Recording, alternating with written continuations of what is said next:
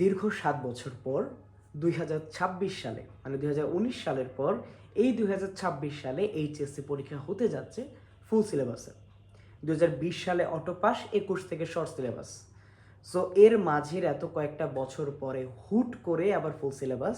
So অনেকেই চিন্তিত, অনেকেই ভাবতেছে যে ভাই আমি কি তাহলে মানে অথই সাগরে পড়ে যাব কিনা, বা আমি কি পারবো কিনা।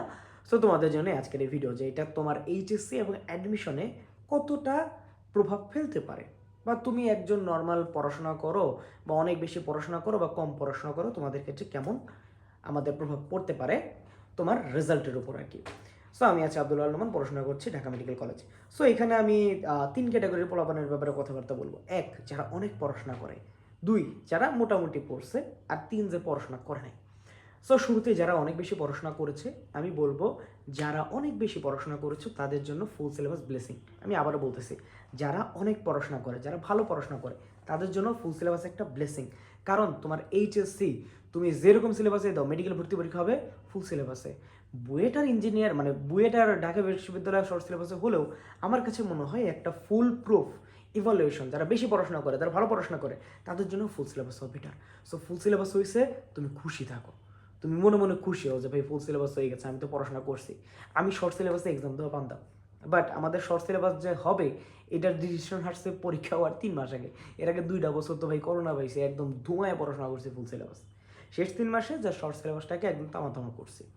সো যারা অনেক বেশি পড়াশোনা করে তাদের জন্য ফুল সিলেবাস একটা ব্লেসিং। যারা মোটামুটি পড়াশোনা করেছে, মোটামুটি পড়াশোনা করা মানে কি যে ভাই আধা আধি পড়াশোনা করছো বা অর্ধেক একটু বেশি পড়া আছে সিলেবাসের, বা একদম সিলেবাসের শেষের দিকে, বা যা পড়ছো মনে নাই। সো তাদের ক্ষেত্রে সাজেশন হবে এইটা যে ভাই সময় ফুরিয়ে যায় নাই, তোমার যেসব চ্যাপ্টার বাকি আছে এইসব চ্যাপ্টার তুমি যত দ্রুত সম্ভব শেষ করো। লাস্টের দিকে গিয়ে কি করবা যে ভাই তোমাদের জন্য তো সিকিউ এর জন্য মোস্ট ইম্পর্টেন্ট চ্যাপ্টার এরকম 7টা খুব ভালোভাবে পড়বা। যেমন বায়োলজিতে 12টা চ্যাপ্টার আছে, ফার্স্ট পেপার সেকেন্ড পেপার 2টা থেকে। সো এর মধ্যে 7টা চ্যাপ্টার আছে যেটা থেকে ভাই মানে মাস্ট আসবেই সিকিউ, তোমাকে তো অ্যান্সার করতে হবে 5টা। সো তুমি 7টা পড়ে গেলে 2টা অ্যাটলিস্ট যদি তুমি মাইনাসও করো, 5টা তুমি ভালোভাবে অ্যান্সার করতে পারবা। আর এমসিকিউর জন্য তো ভাই তুমি মেডিকেলের জন্য যেভাবে প্রিপারেশন নিবা, বা নর্মাল অ্যাডমিশন টেস্টের জন্য তুমি যেভাবে প্রিপারেশন নিবা, সেরকমভাবেই তো তোমার প্রিপারেশন।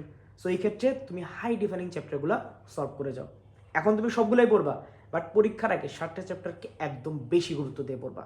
কোন 7টা এটা বায়োলজির ব্যাপারে ভাই যখন পরীক্ষা তখন সাজেশন দিয়ে দেবো, এটা নিয়ে প্যারা খেও না। আর যারা ভাই পড়াশোনা করে নেই, ভাই দেখো তোমাদের জন্য একটা সতর্ক বার্তা আমি বলে দিই। 2025 সালে শর্ট সিলেবাসেই পাশের হার কমে গেছে, জিপে 5 এর হার কমে গেছে। এখন এবার ফুল সিলেবাস, নতুন সরকার, নতুন শিক্ষামন্ত্রী, তোমার কি মনে হইতেছে ভাই পাশের হার কি বাড়বে বা জিপে 5 কি বাড়বে?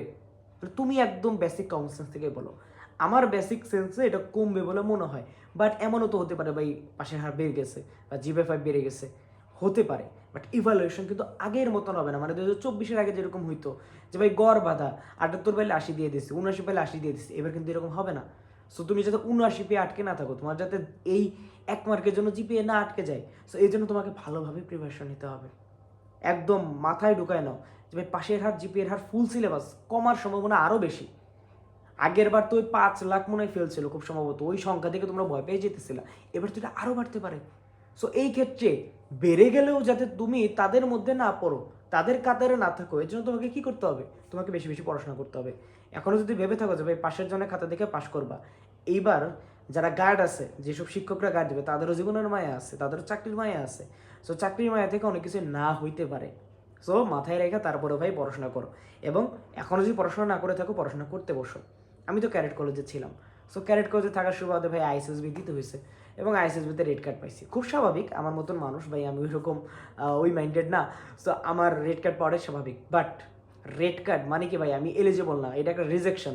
এই রিজেকশন আমি মানতে পারতেছিলাম না। সো এই রিজেকশন মানতে না পারার কারণে এইটার পরে 3 মাস সময় ছিল আমার এইচএসের আগে, ধোঁয়ায় পড়াশোনা করছি। এটাকে যে পড়িনি তা না, বাট এই 3 মাস একদম ধোঁয়ায় পড়াশোনা করছি। সো তোমার জীবনে এরকম একটা অনুপ্রেরণা আনো। তুমি ভাবো যে ভাই আমার পড়তে হবে, না পাইলে তারে পাবো না, প্রিয় তোমারে পাবো না, ওরে পাবো না, সে পাবো না, তোমার জানি না তোমার কি অনুপ্রেরণা হবে। আমার একটা ছোটো ভাই আছে, নিজের নিজের প্রেমিকা তাকে ছেড়ে গেছিলো, জাস্ট সে ভালো কিছু হইতে পারবে না, আরেকজনের কাছে চলে গেছিলো, সে এখন ঢাকা মেডিকেলে পড়তেছে। সো এরকম অনেক উদাহরণ আছে, ওইসব উদাহরণ আমি যাচ্ছি না, ওইগুলো বাদ দাও।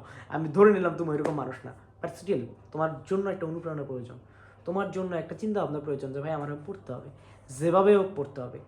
ঠিক আছে? জাস্ট পড়াশোনা করো, নিজেরকে গড়ার চেষ্টা করো। রমজান মাস পড়াশোনা করা একটু কঠিন, but still try to act. Full syllabus তোমার জন্য খারাপ হবে এটা তো ধরে নিও না। এটা কেন ধরে নিচ্ছ যে ভাই ফুল সিলেবাস তোমার জন্য খারাপ হবে? ফুল সিলেবাসও তোমার জন্য ভালো হইতে পারে। এবং ফুল সিলেবাস হলে কি মানে একটা সুবিধা যে ভাই আজাইরা প্রশ্ন আসে না, প্রশ্ন করার অনেক জায়গা থাকে, এটা ভাস্ট সিলেবাস। সো তোমার আজাইরা প্রশ্ন কম আসবে, আজাইরা প্রশ্ন যত কম আসবে তোমার জন্য পরীক্ষাটাও তত সহজ হয়ে যাবে। ঠিক আছে? আশা করি বুঝতে পারছো যে ভাই তোমার কীভাবে পড়াশোনা করা উচিত বা তুমি কোন ক্যাটাগরির এটা জানাবা, এবং যা যা সাজেশন লাগে আমাকে বলবা, আমি চেষ্টা করবো কমেন্ট রিপ্লাই দেওয়ার জন্য।